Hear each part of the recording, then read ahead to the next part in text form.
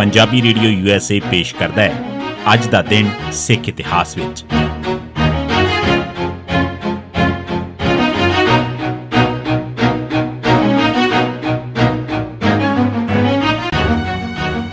सिख इतिहास दीआं घटनावां 'च 3 नवंबर का दिन 1688 भाई धर्म सिंह प्यारा का जन्म होया।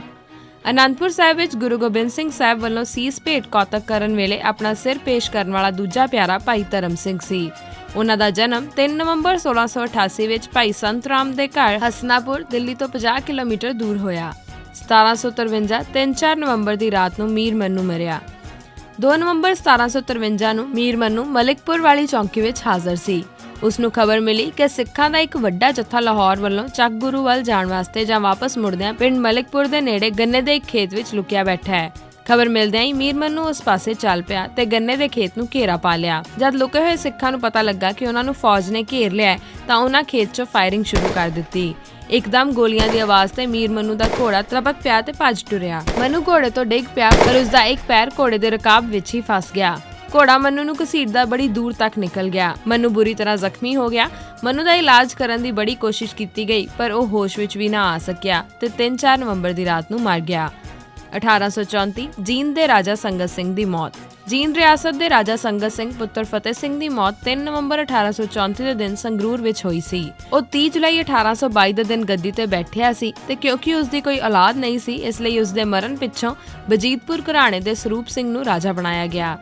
1920 ਸ਼੍ਰੋਮਣੀ ਕਮੇਟੀ ਬਣਾਉਣ ਵਾਸਤੇ 15 ਨਵੰਬਰ ਨੂੰ ਇਕੱਠ ਬਾਰੇ ਹੁਕਮਨਾਮਾ ਜਾਰੀ ਕੀਤਾ ਗਿਆ।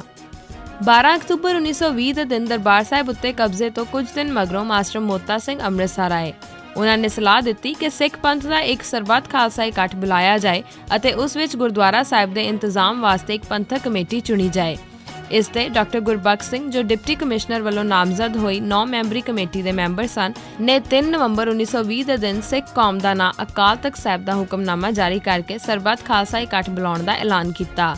ਇਹ ਹੁਕਮਨਾਮਾ ਰੋਜ਼ਾਨਾ ਅਕਾਲੀ ਵਿੱਚ 4 ਨਵੰਬਰ 1920 ਨੂੰ ਛਪਿਆ ਸੀ। ਇਸ ਹੁਕਮਨਾਮੇ ਦੇ ਹੇਠਾਂ ਡਾਕਟਰ ਗੁਰਬਖਸ਼ ਸਿੰਘ ਨੇ ਸੇਵਕ ਅਕਾਲ ਤਖਤ ਸਾਹਿਬ ਵਜੋਂ ਦਸਤਖਤ ਕੀਤੇ ਸਨ। 1982 ਸਵਰਨ ਸਿੰਘ ਵਜ਼ੀਰ ਨੇ ਕਿਹਾ ਇੰਦਰਾ ਗਾਂਧੀ ਬਦਦਿਆਨਤ ਹੈ। ਜੁਲਾਈ 1982 ਵਿੱਚ ਸ਼ੁਰੂ ਹੋਏ ਧਰਮ ਯੁੱਧ ਮੋਰਚੇ ਦੌਰਾਨ ਸਾਬਕਾ ਵਜ਼ੀਰ ਸਰਵਨ ਸਿੰਘ ਨੇ ਪ੍ਰਧਾਨ ਮੰਤਰੀ ਇੰਦਰਾ ਗਾਂਧੀ ਅਤੇ ਅਕਾਲੀਆਂ ਵਿਚਕਾਰ ਸਮਝੌਤਾ ਕਰਵਾਉਣ ਦੀ ਕੋਸ਼ਿਸ਼ ਕੀਤੀ ਸੀ।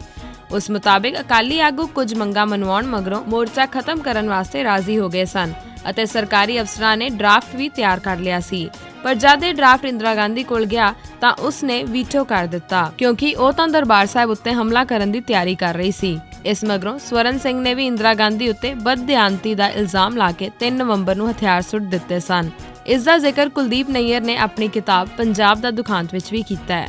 1992 ਜਗਰੂਪ ਸਿੰਘ ਰੂਪਾ ਨੇ ਸਾਈਨਾਈਡ ਖਾ ਕੇ ਜਾਨ ਦਿੱਤੀ। 3 ਨਵੰਬਰ 1992 ਦੇ ਦਿਨ ਇੱਕ ਖਾੜਕੂ ਜਗਰੂਪ ਸਿੰਘ ਰੂਪਾ ਪੁਲਿਸ ਦੇ ਘੇਰੇ ਵਿੱਚ ਆ ਗਿਆ। ਜਦ ਉਸਨੇ ਮਹਿਸੂਸ ਕੀਤਾ ਕਿ ਉਹ ਨਿਕਲ ਨਹੀਂ ਸਕੇਗਾ ਅਤੇ ਫੜੇ ਜਾਣ ਪਿੱਛੋਂ ਤਸੀਹਿਆਂ ਦਾ ਸ਼ਿਕਾਰ ਹੋਣ ਪਿੱਛੋਂ ਨਕਲੀ ਮੁਕਾਬਲੇ ਵਿੱਚ ਸ਼ਹੀਦ ਕਰ ਦਿੱਤਾ ਜਾਵੇਗਾ ਤਾਂ ਉਸਨੇ ਸਾਈਨਾਈਡ ਦਾ ਕੈਪਸੂਲ ਖਾ ਕੇ ਜਾਨ ਦੇ ਦਿੱਤੀ। ਇਹ ਸੀ ਸਿੱਖ ਇਤਿਹਾਸ ਦੀਆਂ ਘਟਨਾਵਾਂ 'ਚ 3 ਨਵੰਬਰ ਦਾ ਦਿਨ। ਸੁਣਦੇ ਰਹੋ ਪੰਜਾਬੀ ਰੇਡੀਓ USA।